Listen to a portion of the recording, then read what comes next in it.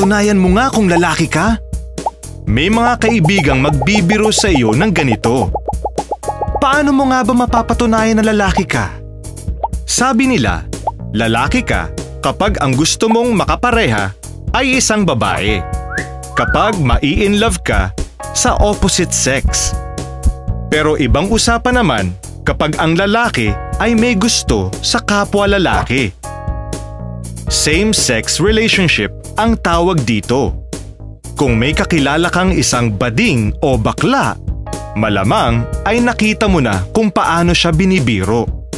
Para sa mga ganitong lalaki, nagiging dahilan ng kapahamakan ang pagiging lalaking may gusto sa kapwa lalaki. Maaari rin silang mabastos, malapastangan, masaktan o mamatay.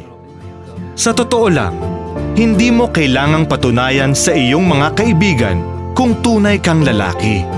Mas dapat patunayan kung ikaw o sila ay mga tunay na kaibigan.